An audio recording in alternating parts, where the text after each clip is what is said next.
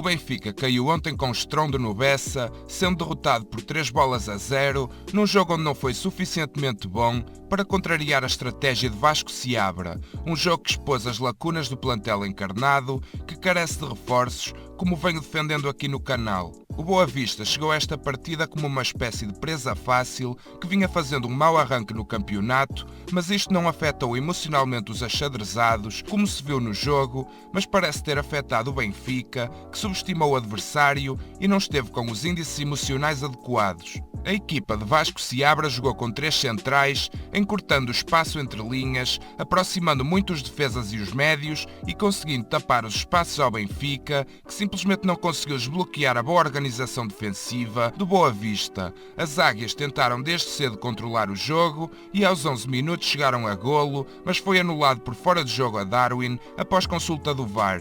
Muita posse de bola das águias, mas pouca produtividade, já que não conseguia uma posse de qualidade, insistindo em passes para o lado ou para trás, esbarrando na boa organização defensiva adversária, que não permitia grandes espaços. Sempre que o Benfica tentava verticalizar o jogo, a bola perdia-se e o Boa Vista estava confortável, conseguindo explorar esta impotência encarnada para chegar ao intervalo a vencer por 2-0, com golos de Angel Gomes e Elis, depois de um primeiro tempo onde os encarnados apenas remataram uma vez contra 11 do Boa Vista, um dado estatístico bastante revelador da falta de qualidade do futebol praticado. Na segunda parte, Jesus fez entrar Seferovic para o lugar do Gabriel, Rafa por Pizzi e Weigl por Everton, mudando o esquema tático para um 4-1-3-2, dando mais presença ofensiva à equipa, e a produção do ataque não melhorou, mas a equipa ficou totalmente virada para o jogo ofensivo, o que abriu ainda mais espaços atrás que o Boa Vista tentou explorar, conseguindo mesmo chegar ao 3-0,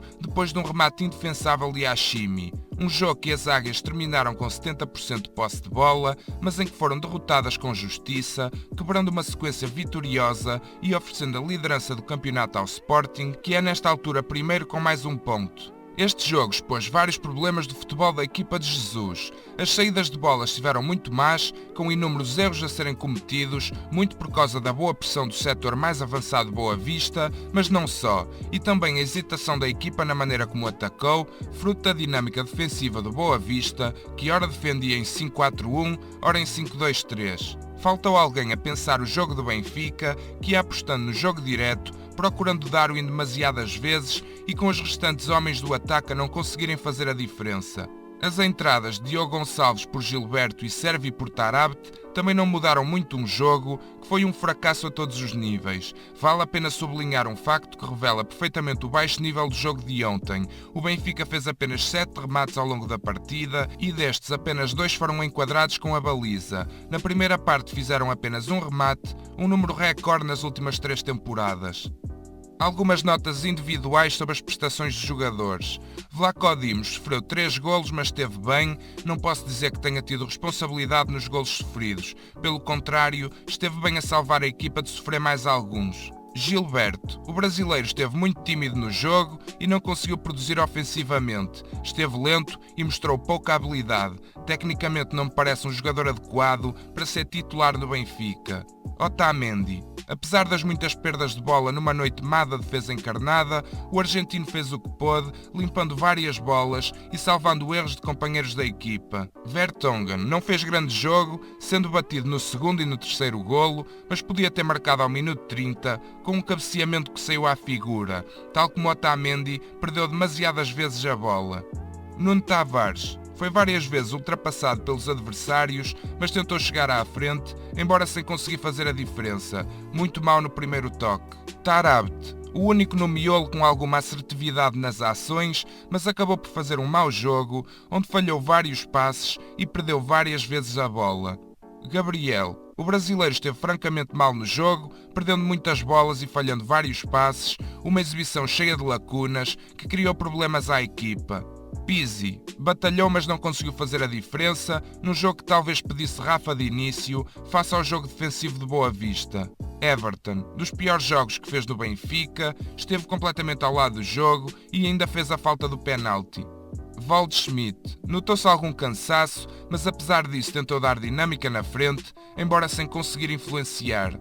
Darwin esteve igual a si próprio, lutador incansável, foi muitas vezes o jogador mais procurado pelos companheiros na frente, buscando a profundidade e tentando chegar ao golo. Grande execução no golo anulado e no livre que passou a arrasar o ângulo esquerdo da baliza. Weigl, o alemão tem sido uma decepção neste Benfica, é demasiado lento, não faz a diferença. Rafa Silva entrou para dar mais velocidade e profundidade ao lado direito, mas a verdade é que não conseguiu influenciar o jogo. Seferovic entrou para dar mais força ofensiva à equipa, mas não foi problema para a defesa de Boa Vista e fez um mau jogo. Diogo Gonçalves entrou para o lugar de Gilberto, mas também não conseguiu fazer a diferença no apoio ao ataque. Apesar disto, cada vez mais me parece que deveria ser titular, pois tem mais qualidade técnica do que o brasileiro. Servi estreou-se a jogar na temporada e, apesar de batalhar muito, não conseguiu fazer muito, mas fica a boa indicação da atitude do argentino, sempre inconformado e lutador. É nestes jogos contra equipas fechadas que se vêem as dificuldades do Benfica, que tem um plantel recheado de jogadores de qualidade, mas com alguns desequilíbrios gritantes. Falo da falta de qualidade no miolo e nas laterais. Na minha opinião, urge ir buscar pelo menos um 8 de qualidade. Basta reparar como os homens do meio têm problemas em manter uma posse e circulação de bola consistente. Cometem demasiados erros no passe e perdas de bola que sistematicamente desequilibram a equipa. Enquanto isto não for resolvido, o Benfica não elevará a fasquia.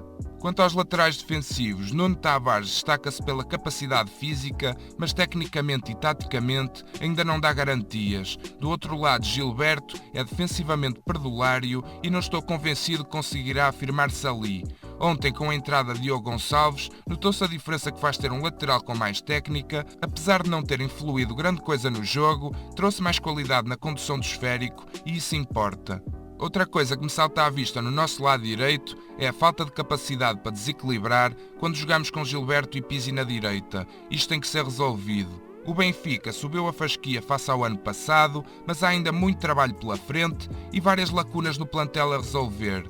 As derrotas servem para isto mesmo, para que não esqueçamos os problemas, que geralmente ficam em segundo plano quando se vence, e Jesus sabe bem disto. Ele sabe que sem ir ao mercado há problemas que não se podem resolver, e por isto mesmo, na próxima janela de transferências, podemos esperar um Benfica muito ativo no reforço destas posições que estão ainda mal entregues. Durante a conferência no final do jogo, Jesus apontou os problemas defensivos do Benfica, apontando a falta de velocidade posicional na reação à perda, que permitiram algumas ocasiões de perigo ao Boa Vista e que resultaram em golo. Também apontou o elevado número de faltas de Boa Vista, que tentou estancar o Benfica dessa forma. O treinador não se desculpou e assumiu que deveria ter mexido mais na equipa, que esteve carregada e com falta de mobilidade, muito por causa dos índices físicos baixos, face ao elevado número de jogos. Uma noite para esquecer, mas que não nos demove do objetivo de conquistar o campeonato. Pelo contrário, estas derrotas são muitas vezes momentos de reflexão e de aprendizagem, e sem isso não há campeões.